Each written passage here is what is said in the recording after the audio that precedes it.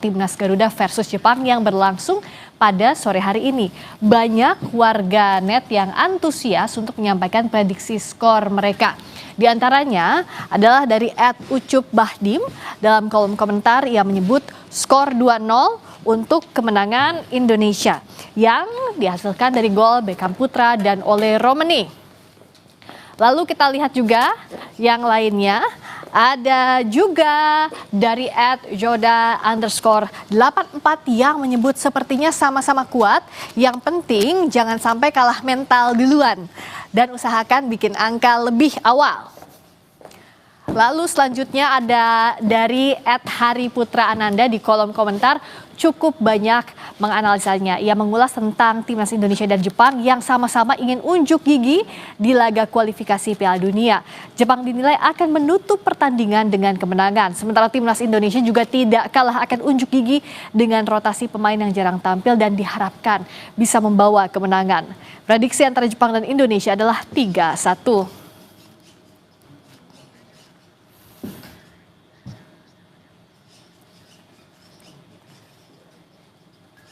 Timnas Indonesia saat ini tengah menghadapi Jepang di babak pertama laga pamungkas kualifikasi Piala Dunia Grup C Zona Asia. Sementara kedudukannya 0-2, kita ulas bagaimana kekuatan dua tim, terlebih timnas ingin meraih poin dan membalas kekalahan di GBK tahun lalu. Saya sudah bersama dengan analis sepak bola Kesit Handoyo. Bung Kesit, selamat malam. Selamat malam, Mbak Friska. Agak-agak lemes ya di babak pertama, tapi masih punya semangat lah. Oh iya dong, harus. Tapi di babak pertama langsung digempur skuad Garuda, ya gimana enggak? Ada Endo di sana, ternyata dikira pemain lapis kedua, Mas Kesit, Bu Kesit. Iya, kalau lihat dari formasi yang diturunkan oleh Jepang ya, walaupun memang mayoritas adalah pemain-pemain lapis kedua, tapi lagi-lagi ada Endo di sana, ada Takefusa Kubo di sana. Ini dua jenderal lapangan Jepang yang sejak peluit pertama dibunyikan itu tampil begitu dominan ya, hingga akhirnya aksi-aksi dari pemain ini betul-betul luar biasa, betul-betul mampu untuk bisa mendikte bagaimana pertahanan Indonesia itu mudah sekali ditembus begitu ya, sampai akhirnya tadi gol tercipta di menit ke-15, kemudian juga 4 menit kemudian kembali gawang Emil Audero harus kebobolan untuk kedua kalinya. Ini sebuah penampilan yang memang sangat luar biasa dari Jepang. Jadi artinya walaupun Jepang banyak menurunkan pemain-pemain lapis kedua, tapi pengalaman mereka sangat luar biasa ya, bermain di klubnya masing-masing. Ada 2 debutan memang yang tampil di pertandingan sore hari ini dari Jepang gitu ya. Salah satunya Yunosuke Suzuki tadi ya.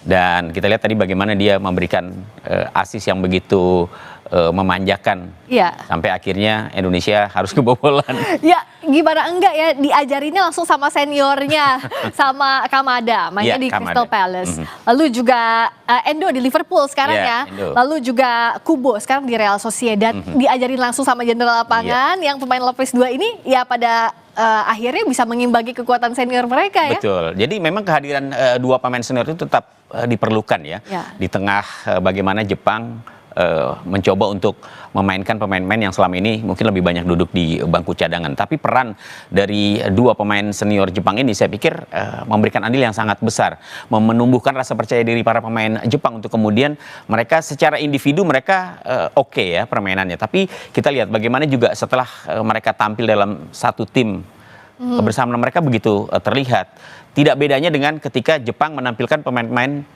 seniornya, pemain-pemain yang selalu menjadi andalan seperti Minamino sebelumnya, atau Retsudoan ya. Ternyata tidak jauh berbeda. Nah sekarang setelah kita kebobolan, Kevin Dix diganti sama Sayuri. Iya, tadi mengalami hamstring sepertinya ya. Kevin Dix. Akhirnya performanya juga jadi nggak maksimal. Ya rotasi ini mau nggak mau jadi pilihannya Patrick ya, Coach. Ya mau tidak mau ya, dan posisi itu memang pada akhirnya diserahkan kepada Yakob Sayuri yang memang di pertandingan pada saat menghadapi China dia tampil sebagai starter, sementara Kevin Dix saat itu tampil sebagai pemain cadangan. Dan kalau kita lihat bagaimana aksi-aksi dari Kevin Dix sepanjang 19 menit pertama lah tadi, memang sulit ya untuk bisa keluar melakukan penetrasi karena hampir seluruh pemain Jepang itu mengurung lini pertahanan Indonesia. Kita bahas satu persatu ya, gol pertama dan gol duanya Jepang. Di gol pertama maupun gol kedua, sebenarnya Emil Odero udah tahu ya arah bolanya kemana ya, Bung Gesit, tapi kalah langkah. Iya, pertama itu kemudian memang mengantisipasi umpan-umpan crossing itu nggak begitu mudah ya bagi seorang penjaga gawang. Karena ketika dia menghadap ke sisi kanan, dia harus memperhatikan juga pergerakan pemain yang sebenarnya tidak terlihat oleh dia. Dan itu tugasnya back-back Indonesia sebenarnya untuk mengantisipasi bagaimana kemudian pemain lawan yang akan mendapatkan umpan crossing itu memanfaatkannya. Dan tadi kita lihat Jaitzes juga terlambat ya untuk bisa melakukan blocking terhadap Kamada. Nah, apa yang membuat kalau kita lihat dari awal pertandingan, back belakang kita, pemain back kita tuh kan biasanya responsif dan cepat ya, Bung Jai dan kawan-kawan. Tapi apa yang membuat, apakah memang langkah Jepang lebih cepat atau mereka sudah tahu strategi Indonesia ini, jadi kita memberikan banyak-banyak umpan crossing? Pertama memang permainan bola-bola pendek Jepang ya, dari kaki ke kaki ketika memasuki area pertahanan Indonesia itu sangat luar biasa. Kita lihat pada saat misalnya menghadapi Australia kemarin, itu Australia juga backnya betul-betul dikurung ya, dan aksi-aksi pemain Jepang dengan satu sentuhan, dua sentuhan, crossing, kemudian mencoba untuk meliuk-liuk memasuki kotak penalti, itu memang keunggulan yang dimiliki oleh para pemain Jepang. Dan tadi kita lihat bagaimana para pemain belakang Indonesia, Jaitzes, Hapner seperti kesulitan untuk bisa mendikte pergerakan pemain-pemain Jepang. Padahal biasanya mereka ganas di pertahanan kita. Betul, ya. Tapi situasi memang cukup sulit ya bagi pemain-pemain Indonesia di tengah agresivitas yang begitu tinggi yang diperlihatkan oleh pemain-pemain Jepang. Verdong absen, nggak dimainkan di awal, apakah ini jadi faktor juga? Beberapa perubahan yang dilakukan oleh Patrick Kluivert memang cukup mengejutkan ya. Misalnya Verdong, kemudian kita juga tidak melihat Rizky Ridho ya. Rizky Ridho memang mengalami cedera dan pada akhirnya tidak bisa tampil. Kemudian Mel Silgers, kemudian kalau kita lihat sebenarnya di lini pertahanan masih ada Hapner, masih ada Jaitzes ya. Tapi lagi-lagi dalam situasi di mana Jepang tampil begitu apik, begitu tenang, tidak mudah untuk bisa kemudian menghentikan, meredam pemain-pemain Jepang yang memang secara kualitas individunya menurut saya sangat baik. Iya, mereka secara individu, secara tim juga apalagi ya. Kita lihat susunan pemain timnas versus Jepang dengan strategi 3-4-2-1. Jadi sebenarnya kekosongan itu ada di sisinya Mats Hilgers ya kalau tadi ya.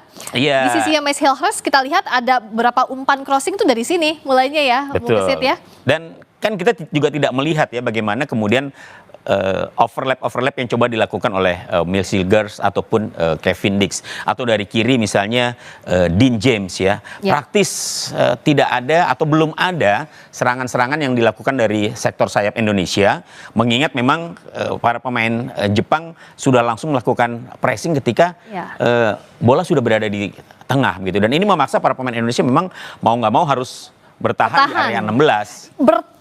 Pressingnya mereka tuh luar biasa dari awal ya, dari menit awal itu ya, Bung Gesit. Dan mereka pandai untuk mencari posisi ruang-ruang kosong ya, untuk kemudian mereka begitu enak gitu memainkan bola, dan ini yang diperlihatkan oleh para pemain Jepang tadi. Padahal biasanya kalau misalnya ada Verdong, dia kan termasuk kayak agresif juga ya. Dan kalau kita lihat bagaimana sulitnya Indonesia untuk melakukan build up. Ya, dari transisi bertahan kemudian mencoba untuk menyerang. Karena ketika bola berhasil di clearance, itu memang yang penting bola keluar dulu nih. Sulit untuk mengarahkan kemana kemudian bola akan diberikan ya oleh Jaitzes, kemudian oleh Hapner atau yang penting jauh dulu dari sini deh. Tapi akhirnya bola kembali jatuh ke pemain Jepang dan akhirnya mereka sukses menekan lagi. Apa sebenarnya strategi yang harus dimainkan Kluivert, Coach Patrick, di tengah-tengah kondisi seperti ini kita tertinggal?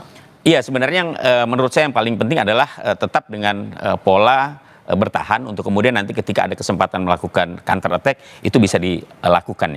Yang paling penting adalah tetap menjaga kesabaran ya, dengan tidak terburu-buru. Ketika Indonesia berhasil mendapatkan bola memutus serangan dari Jepang, maka serangan itu bisa dibangun dari lini pertahanan. Sayangnya memang ketika Indonesia berhasil melakukan build up, ya mencoba melakukan build up, pemain Jepang juga masih berada di area pertahanan Indonesia, sehingga mereka langsung melakukan pressing. Ini yang membuat para pemain Indonesia kemudian sulit untuk bisa membangun serangan. Ya mau nggak mau malam ini yang kerja kerasnya ya Justin Hapner, para pemain belakang memang malam ini bakal kerja keras ya, termasuk juga Joe Pelopesi yang biasanya begitu aktif di tengah, termasuk Tom Hea juga tadi ikut aktif membantu pertahanan. Iya, semuanya jadi ditarik ke belakang lah ya. Kita lihat juga statistiknya sekarang. Kenapa ini penting? Karena ya kalau Jepang sudah jauh lah secara poin ya, dengan 6 kali menang, 20 poin, 6 kali menang, 2 kali draw, 1 kalah, golnya 24, kemasukannya cuma 3. Poinnya Indonesia 12, 3 kali menang, 3 kali draw, 3 kali kalah, golnya 9, kemasukannya 14. Statistik pun sudah jauh sudah cukup bisa menjawab sebenarnya ya bagaimana Jepang menampilkan performanya di persaingan grup C ini. Mereka baru 1 kali kalah ketika menghadapi Australia. Dan itu pun juga setelah mereka sudah memastikan diri lolos. Ya. Itu pun penguasaan bolanya lebih banyak di lebih Jepang banyak waktu mereka, itu ya, waktu di Australia. 60, hampir 70 ya, 68 berbanding 22 pada saat menghadapi Australia. Oke, nah sekarang informasi terbarunya Marcelino masuk gantiin Dean James yang cedera. Ini gimana bisa memperkuat lini depan kita? Iya, dengan hadirnya Marcelino memang diharapkan dia kan punya kemampuan individu yang sangat baik ya. Dia berani pegang bola. Seperti juga nggak jauh beda seperti Beckham Putra sebenarnya. Tapi Marcelino jauh lebih berpengalaman. Dia sudah memperkuat tim nasional sejak eranya STY dibandingkan dengan Beckham yang baru kemarin ya pada saat menghadapi China diturunkan dan dipanggil ke tim nasional. Hadirnya Marcelino saya pikir bisa menjadi salah satu opsi ya di tengah sulitnya Indonesia untuk bisa membangun serangan dan mencoba memasuki area pertahanan dari Jepang. Ya mudah-mudahan saja dengan aksi-aksi individualnya Marcelino mampu untuk ya setidaknya menciptakan peluang lah gitu. Karena tadi belum ada peluang yang bisa diciptakan oleh pemain Indonesia. Yang ada kita bertahan doang ya dari bertahan, tadi. Kemudian sesekali melakukan serangan balik tapi juga mentok, nggak bisa dimanfaatkan lebih jauh lagi. Kita lihat juga berikutnya, kalau bicara soal top scorernya ada Koki Ogawa 4 gol, kalau kita Ole ya 3 gol. Memang golnya beda tipis, tapi secara statistik tadi bedanya jauh ya. Beda. Jadi Ole Romeni memang menjadi harapan Indonesia di barisan depan ya. 3 pertandingan 3 gol. Debut yang sangat baik ya. Artinya dia menunjukkan kapasitasnya sebagai seorang striker. Tapi Jepang kan tidak hanya bergantung kepada Ogawa ya. Banyak pemain lain yang bisa diharapkan seperti tadilah Kubo misalnya. Kamada pun sebelumnya ada Minamino, sebelumnya ada Retsudoan ya. Jadi saya pikir memang kalau kita bicara bagaimana gol-gol yang tercipta antara pemain dari Jepang dan juga Indonesia, Jepang lebih banyak pemain yang bisa menciptakan gol dibandingkan dengan Indonesia. Indonesia hanya Ole Romeni dan kemudian juga ada Marcelino yang sebelumnya juga pernah menciptakan gol. Nah, nextnya apa yang juga harus kita siapkan calon lawan timnas di babak keempat. Ibaratnya gini lah, kalau lawan Jepang ini kan kita beruntung lawan pemain-pemain bintang Jepang. Jadi kalau kita bermainnya minimal bagus, itu bisa meningkatkan kepercayaan diri kita, betul ya, Bung Kesit ya. Nah, tapi kalau membaca siapa yang sudah lolos, Uni Emirat Arab, ada Qatar, Irak, potensinya juga antara Oman atau Palestina dan Arab Saudi atau Australia.